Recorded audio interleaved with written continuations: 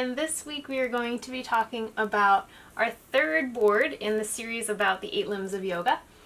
And we're on to a very important one. So we're going to talk about asana practice and where asana fits into this whole scope of the 8 limbs of yoga. So the practice of yoga in its entirety. And this is such an important one because it's such a huge component of most Western yogis' practice. For most people, myself included, this is where you start yoga. And it took me quite a while to realize that there's all these other branches besides just doing poses, because that's really what's out there in the media, right? You see all of these pictures that people post of themselves in different yoga postures, and you see a lot of studios that practice group classes of asana, and you see all these videos, and predominantly that's what's put out there in terms of what a yoga practice is. So it's usually not until you get a little bit farther down the journey of your practice, or for me it was really when I went for teacher training that I started to fully grasp the fact that there are these other 7 parts of your practice that are equally as important. And I think it's important to say that asana practice can look really, really different from one yogi to another. And you can practice yoga without ever doing a posture. It's not a requirement. You can kind of create a whole practice from some of the other pieces of the 7 branches or the other 7 branches of yoga. And those might be your predominant focus. And you might never do an actual sun salutation or something like that. So that's always an option, especially if you're somebody who you look at those pictures of yogis doing these really advanced arm balances or handstands, and you think, well, maybe I have an injury or a condition that makes that inaccessible to me. That's not something that my body can physically do. So there's a whole scope of what asana practice can be, and sometimes it's just not the main focus or the aspect of yoga that your body personally needs the most. Just something to keep in mind. But let's talk about when we are doing asana practice, because many of us do. What is that experience like? And why is that important to us on the journey of yoga? And where do we kind of get off track? Because I feel like especially asana practice is a place where it can become like a playground for the ego. So the ego has these places where it tends to build us up. It tells us we're really great at certain things. And then the ego can also go through this process of tearing us down. It's the things that we tend to be hard on ourselves for. So for a lot of people, specifically women, body image is a huge place where your ego can tear at you. And you will think that you're not fit enough, you're not thin enough, you're not strong enough, or you don't fit into a particular body image that you think you should. You don't look the way that you feel like you should. And when you're in a yoga class and you're wearing probably spandexy type clothes, there's other people in the class who maybe have been doing yoga for a long time and are very fit, it opens up this whole Pandora's box of insecurity that can start to come out. And being really critical of your own body. And in that aspect of the practice, it can become something that's really unhealthy, because if every time you get on your mat, your thought process is saying that you think you need to lose weight, or that you need to work on your core more, or something that is physically just wrong with you that you don't accept, that can become a really damaging thing. So the process that we've talked about a lot is just watching what your patterns are, on the mat, off the mat, either place. But a lot of times those things will get concentrated when we're in postures, when we're doing an asana practice. So watch for that, specifically the body image stuff, and it's not just limited to women. Men can have the same experience. So be careful of that. Watch for those really critical thought patterns and things, especially that are influenced by the media and that public portrayal of what your yoga poses should look like or what you should look like as a yogi.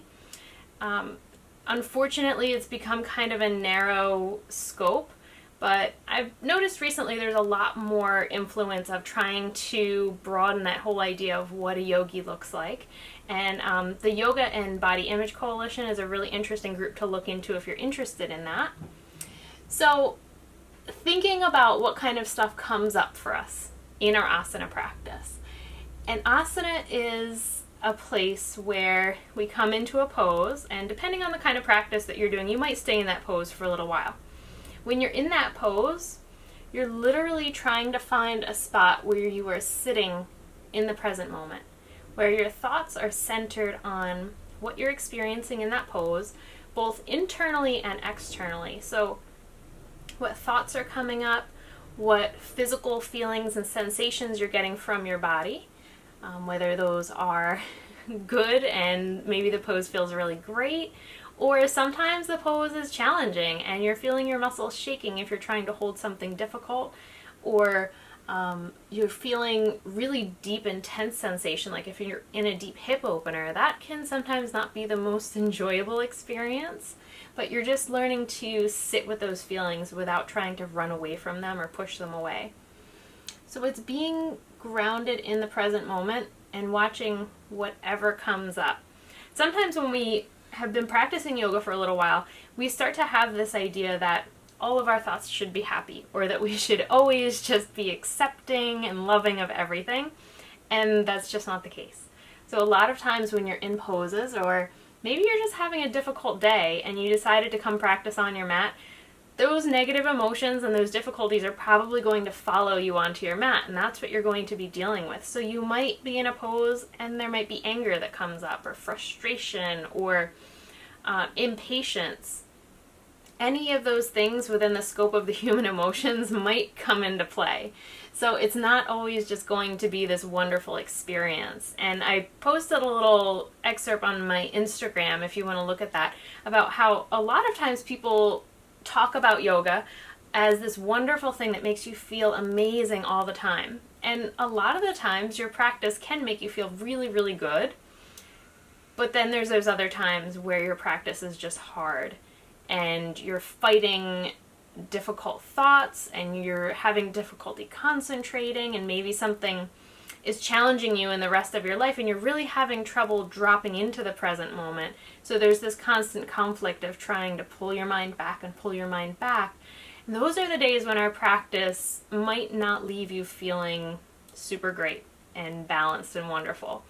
But the idea is that the next day you show up on your mat and you try it again, and you do that as many times as you need to just work through whatever that difficulty was, and eventually you will get back to that spot of your practice helping you to move from feeling frustration or feeling resistance from that difficulty in your life to that place of using your practice to get back into a space of balance. It doesn't always happen within that 1 hour. Sometimes, actually quite often, it will, but there's sometimes where what we're dealing with is just so challenging that it'll take longer than that. So being seated in yourself, that's what we're going for when we're in any given posture at any point during our practice. Always being seated within yourself. And to execute the posture in steadiness and comfort. And I think a lot of times we will tend to miss the mark on this, especially if you're used to practicing a really strong power yoga all the time. Not that it's bad to sweat or to challenge yourself. Of course, it's always good to have a challenge and to work through that, like a tapas kind of thing where we're creating transformation through fire, through effort. That's a good thing. But when you're consistently creating an asana practice where you are white-knuckling your way through those poses, you're trying to hold an arm balance and it's taking every shred of strength that you have, you're trying so hard that you're holding your breath just to achieve that posture because you feel like you have met a goal when you were able to hold crow for 2 minutes or whatever your personal goal might have been. But in that unbridled enthusiasm to accomplish that physical pose, you've probably missed out on some of the internal work or the internal experience that there was during that holding of the pose. So we try to scale it back just a bit so that you find that place of steady, comfortable effort, okay? Not white-knuckling it, not working so hard that you're holding your breath. We don't want to work in that space. And I think a big issue with that is patience. And that's hard for all of us. But yoga is something that we progress through in the scope of a lifetime, not within the scope of a year. And when you want to start to knock out these really challenging poses and you're forcing yourself as hard as you can to achieve these poses and be able to do a handstand and all of these fancy things, a lot of times we're so focused on that physical practice that we're making what looks like progress in our practice, but we're leaving out these whole other elements. And when we talk about the 8 limbs of yoga, we've already done the first and second board about the yamas and the niyamas, and there's a reason that those come first. The unfortunate thing is that for most of us, and I was in this category, I started with Asana Practice, and it wasn't until at least a year or two after that I really started to look at the yamas and the niyamas, and even after that, it took me several years to really dive in and understand how that's supposed to impact what I'm doing on my mat. And I think that's most yogis. We start with Asana Practice. We might have some issues, there's some internal stuff that's rising up, we're not really sure how to deal with that. And then yoga says, okay, well, you're having issues, here are these tools, here are these yamas and niyamas, and this is going to help you with some of that difficulty that you're facing in your posture practice and in the rest of the life, in dealing with people externally and dealing with yourself internally. So it is helpful in an ideal world if you handle the yamas and the niyamas and really get a good grasp on that before you go into your asana practice. Usually doesn't happen that way though. So we're focusing on being seated in ourself when we're practicing that pose, and we're performing that pose or staying in that pose in a state of steadiness and comfort where we sharpen the senses and try to anchor into the body. We don't want to be in that space where we're very much in our mind and we're thinking about the past or we're thinking about the future. We want to anchor our thoughts to the physical sensations is a really good place to start with. Thinking about what your body is feeling and watching the internal thoughts that are rising up, but letting that pose be your anchor into that moment. And many of us have difficulty with being still because it doesn't create what we call a just right challenge. So the just right challenge is this concept where if you're doing something, it can be anything. It can be yoga poses or it can be a math equation. So it's the task at hand needs to be just challenging enough that it's using all of your skills. It's working you to your maximum level and not beyond it. Because if you're working a little bit too far beyond your skill level, you're going to feel frustrated. You're going to feel like you can't achieve whatever you're trying to do. And if it's too far below your skill level, you're going to get bored and think it's too easy, and then your mind will start to wander. So with asana practice, for many people who have difficulty focusing their mind, if you can create a practice that works at that level for you of creating that just right challenge, that perfect amount of physical challenge, where you have to use all of your focus, all of your skills, all of your coordination to complete that series of postures, the mind won't have space to wander and think about other things. And in that, it will give you a break from worrying. Because if maybe you're in child's pose a little bit too long and you get bored there and you lose track of your breath, your mind is going to start to think about who you need to make a phone call to later or what you need to get at the grocery store, because it's not being challenged and anchored into that moment. But then when you go back into that series of warrior poses maybe, then you're thinking about your alignment and you're tracking your breathing and you're anchoring yourself into the physical sensations of doing those poses because they're more challenging. It puts you in that space of having that just right challenge, so there's no room for you to start planning or to start worrying. This is one of the reasons why yoga is so relaxing, because during the day we spend a lot of time on that hamster wheel of either just thinking and planning or of worrying, constant worrying, of ruminating about things that we're concerned might happen or what we would do if this happened. And that's exhausting to us. It wears down our energy. It wears down our mental energy, and physically it makes you feel tired because it's like you're constantly fighting this battle of what if this happens, what would I do? So when you're doing your practice and you're existing in that place of the just right challenge, there's no room for worry to hop in there. And then you have this hour or hour and 15 minutes where you didn't worry at all.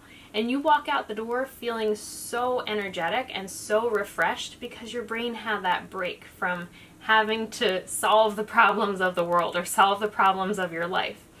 And you feel great after you get a break from that. So I always like to highlight that fact that when we let go of those worry patterns, you find all of this extra energy that you have to put toward other things. So the bottom here, it says to sit and to just be, and I added the word present. When you're doing your postures, you're trying to be completely seated and completely absorbed in whatever posture that is and experiencing what that pose is at that moment. And the same pose on 2 different days is going to be a different experience. So don't just write off that downward facing dog as the pose that you've done 100 times and you know what it's like and you know exactly what it feels like and what you're going to experience. It's different every single time. You're trying to focus so strongly that you see the nuances and how it changes from day to day, how your breath is different, what sensation has changed. All of those little things that are going to anchor your mind into that present moment. So I really like this quote that's up at the top here. It says, by relaxing effort and fixing the mind on the infinite, asana is perfected. When I was at the ashram a few years ago, we talked about making every part of your day something that you're dedicating to the divine, to your higher power. So before you go to work, setting this intention that you are putting forth all of your effort at work towards your higher power. And you can do the same sort of thing with your asana practice to make it something that's a ritual and something that's a sacred practice. Before you start to go through your postures of the day, taking a moment to ground yourself and to think all of these movements are going to be performed in gratitude to my higher power and in an expression of gratitude for what my body is capable of doing, how lucky I am to have the ability to do these movements and to have the ability to use my breath as a tool. So that can give a whole different tone to your practice.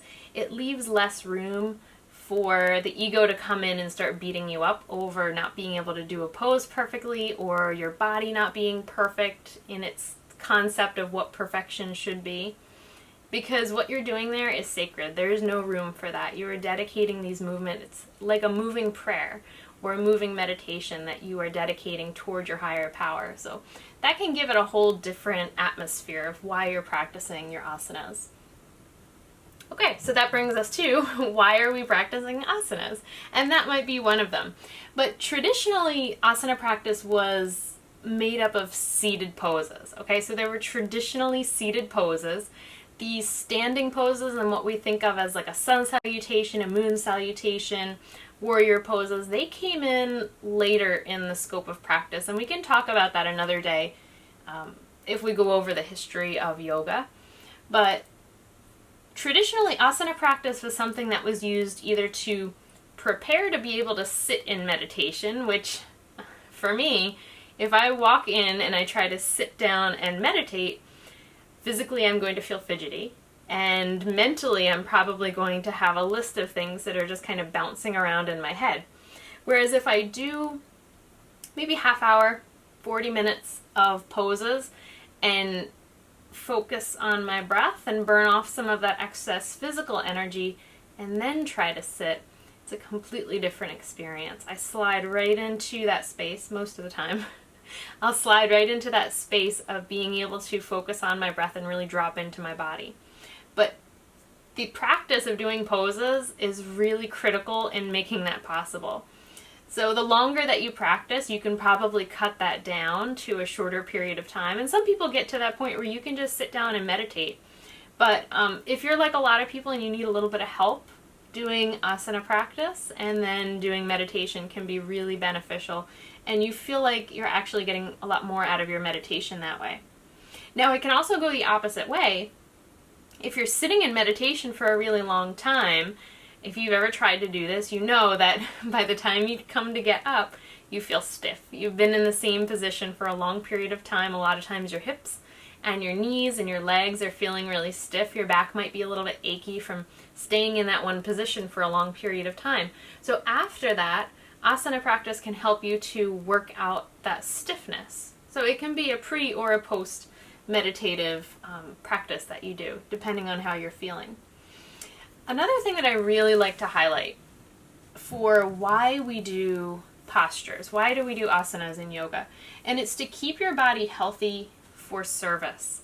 We're not trying to wear our body out. We're not trying to do so many chaturangas that we blow out our shoulders and we need shoulder surgery and we're not able to meet the responsibilities that we have as a householder.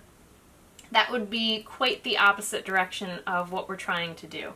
We want to use our practice to sustain a level of health and to keep ourselves really functional, and mentally to keep ourselves in a space where we're calm, we're focused, we're able to give the best version of ourselves to whatever it is that we're doing, whether we're doing our job or we're spending time with our family or we're teaching a yoga class.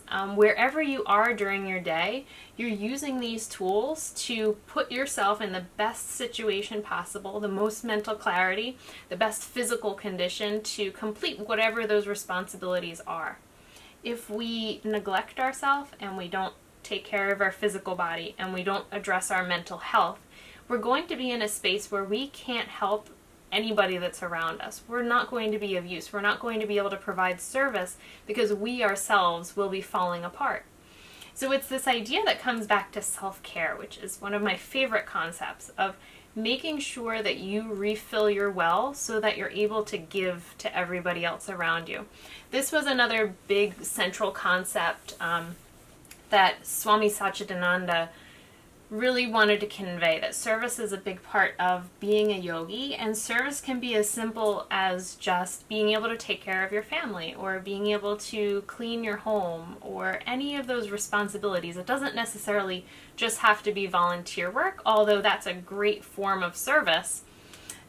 It's really anything that you're doing during your day, even your job that you get paid for, coming at that from a place of providing a service that somebody needs and doing it to the absolute best of your abilities. Okay, so let's go down to the last one, and that is to burn off excess and return to balance. So we all know, and if you've been practicing for a while and then you've skipped a few days of practice and then you get that feeling of, I really need to do yoga today, you know what I mean by that being out of balance. The stresses of your day will start to wear on you more when you haven't done your practice in a little while, because you're not in that place of having mental clarity and physically feeling like you've burned off any excess energy that you needed to get rid of, or opened up areas that were tight from being seated all day, or whatever demands that you have on you during the day, balancing them out. Maybe doing a restorative practice because your job is really, really stressful and you need to just be able to be calm and settle into stillness for a little while. And that's what brings you back into balance. But knowing what you need to do in your practice to bring you into balance, that's going to be a different thing for every single person who practices. And that brings me over to this word, Hatha Yoga, which you're going to see kind of regularly, and you'll get all sorts of interesting stuff around this. Sometimes you'll just ask someone, well, what kind of yoga do you do? And they'll say Hatha Yoga. And that's such a broad scope. Usually we're looking for a specific type, like do you do Ashtanga or Iyengar or Kripalu, whatever sort of subset of yoga or guru lineage of yoga that you follow. But Hatha Yoga is kind of the umbrella statement of you're doing postures, you're doing breath work, you're probably working in some meditation into that kind of scope of your practice. So think of like a traditional yoga class. You'll come in, you'll do a little warm-up, you'll do some breath work, you'll do postures, and then there's a relaxation and a meditative component toward the end. So that would typically be the scope of Hatha Yoga. But the important thing is the way that we break the word down. So the Ha means sun and the THA means moon. It's the combination of those two opposite elements, the solar element and the lunar element. So light and dark, masculine and feminine. It's those two polarities that we need to have, like two sides of a coin, to balance things out. So within your practice, within doing an asana practice, you want to have that same quality.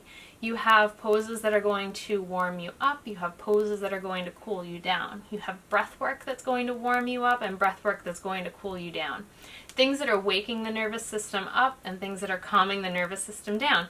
And you want components of both of those things in your practice. Maybe a little bit more of one than the other, depending on how you feel when you're starting your practice.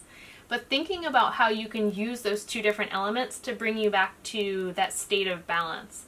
If you had a really stressful day at work and you were running around and you feel like you were just anxious and nervous all day, then you might need a little bit more of a lunar component of a calming, settling kind of energy in your practice.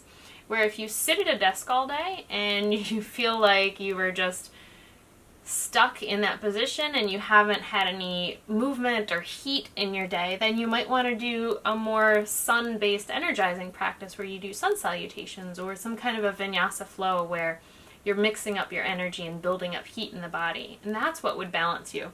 For everybody, it's going to be a little bit different. It's going to depend on your Ayurvedic constitution, your dosha constitution. It's going to depend on the activities that you do during the day. It's going to depend on what age you are, what your responsibilities are, what kind of stress you have during the day. And for each of us, it's probably going to change throughout the week depending on what you did that day. So don't feel like your asana practice always has to be the same. There's so much variety in what we can do. Learn how to read what you're feeling. Learn how you respond to different types of yoga practice, of asana practice, and then implement those tools accordingly. If you need to upregulate or if you need to downregulate, decide what kind of a practice you're going to do that day. And make sure you find a studio that offers the full spectrum of yoga practices. So there's some restorative, there's some yin, there's some vinyasa flow, there might be a warm yoga class or a hot yoga class. And you can pick and choose whatever you feel like is going to make you feel the most balanced at that point. Okay, so the practice that I did for this board was predominantly focused around the traditional kind of vinyasa sequence. We did a few different variations of Surya Namaskar, of sun salutations, and then worked into Chandra Namaskar, the moon salutations. And there's very different energy between those two different salutations. And then worked it down into the traditional seated poses. Okay, so you want to warm the body up with a lot of movement and getting all of the joints ready for those deeper seated poses. Then working with our breath as the different sides of the nostrils, the left side being the lunar side and the right side being the solar side, so we can regulate if we want to increase or decrease those energies at different points during our practice. And connecting to the root chakra, especially in our seated poses, and drawing in this idea of connecting to Annamaya Kosha. So Annamaya Kosha and the root chakra go together really well because it's talking about the physical body. It's what anchors us. We come back to the idea of being fully anchored in our body and whatever our experience is at that moment, if it's an internal experience of our body or an external experience of our body. Either one. So I hope you can join me for the practice to talk about this super important topic in the scope of the 8 limbs of yoga, and that's our asana practice or our posture practice. Thank you so much for joining me. Namaste.